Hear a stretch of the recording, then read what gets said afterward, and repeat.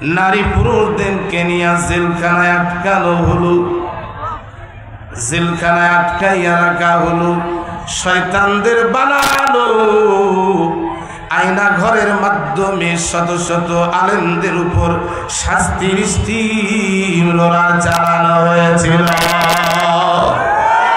ঠিক না ঠিক? মুসলমানের দেশে এমন এমন যে ঘটনাগুলো ঘটতেছে যে অবাস্তব ঘটনা। এই মুসলমানের দেশে মারামারি, কাটাকাটি, রাহাজানি, খুন খারাপি, চাঁদাবাজি, বাটপার, ক্রিকবাজ, লুচ্চা, গুন্ডা, সন্ত্রাস অভাব নাই। কথা ঠিক না ঠিক? এই বাংলার জমিনে সুদ করার অভাব নাই, ঘুষ করার অভাব নাই, মদ করার অভাব নাই, গাঞ্জা করার অভাব নাই, হিরোইন করার অভাব নাই, পর্দাবিহীন মহিলাদের অভাব নাই, রাষ্ট্রীয় মাল কোটি কোটি টাকা আত্মসাৎকারী অফিসার নেতা নেত্রীর অভাব নাই। ঠিক না ঠিক? শুধু তাই না, আজকে যে কোরআনের আলোচনাগুলো আমরা শুনতে এসেছি, যে কোরআনের বাণীগুলো আমরা শুনতে এসেছি, এই বাণীগুলো, এই কোরআনুল কারীমের বাণীগুলো আল্লাহর তরফ থেকে এসেছেন। আল্লাহ মানব জাতির জন্য সংবিধান হিসাবে কোরআনকে নাজিল করেছেন। ঠিক না ঠিক? মানব জাতির জন্য এই কোরআনকে আল্লাহ নাজিল করেছেন। সেই কোরআনুল কারীম বাংলার জমিনে ৯৬% মুসলমানের দেশে এই কোরআনের কথাগুলো শোনার জন্য, কোরআনের মাহফিল করতে গিয়া বিগত দীর্ঘ ১৬টি বছর পর্যন্ত পারমিশন ছাড়া বাংলার জমিনে কোরআনের কথা বলা যায় না। ঠিক না বেটে? বাংলার জমিনে কোরআনের কথা বলা যায় না।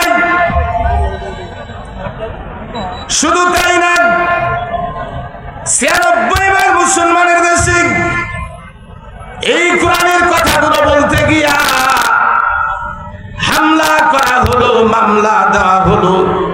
হাজার হাজার কোরআন প্রেমিক নারী পুরুষদেরকে নিয়ে জেলখানায় আটকানো হলো, জেলখানায় আটকাইয়া রাখা হলো, শয়তানদের বানানো আয়না ঘরের মাধ্যমে শত শত আলেমদের উপর শাস্তির স্টিম রোলার চালানো হয়েছিল।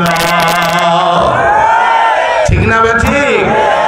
চোখের সামনে দেখলাম কোরআনের কথা বলতে গিয়ে কেন আমাদের দেশে, মুসলমানের দেশে আমাদেরকে মার খেতে হবে?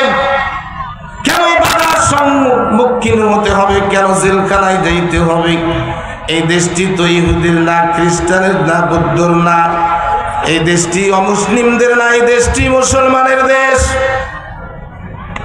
আল্লাহ রাসূল নবুয়ত প্রাপ্তর পরে যখন কোরআন তেলাওয়াত করা শুরু করলেন, বিশ্ব নবী কোরআনুল কারীমের কথা, কোরআনুল কারীম তেলাওয়াত করা শুরু করলেন, আল্লাহ রাসূলের উপর এক শ্রেণীর বাহিনী লোক রাগ হয়ে গেল, চোখ মোটা করতে লাগলো।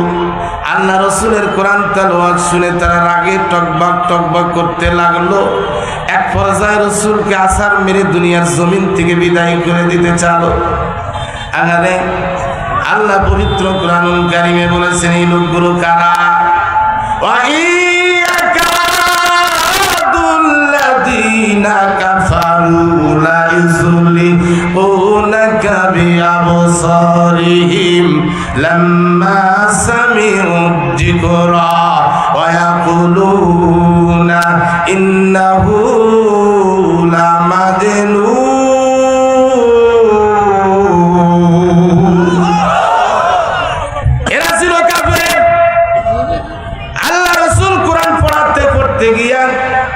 রসুলকে পাগল বলা হলো, ওয়ায়াকুলুনা ইন্নাহু লামাজনুন।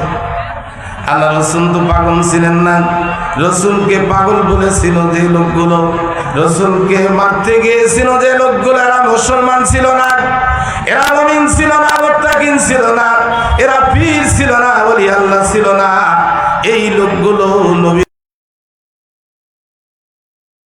ওয়ায়াকাদুল্লাযীনা কাফারু, কাফের। ঠিক না ঠিক? ৯৬% মুসলমানের দেশে কোরআনের কথা বলতে গিয়া কেন বাধার সম্মুখীন হতে হবে? কেন আয়না ঘরে ঢুকতে হবে রে? বাধাকে দিচ্ছে।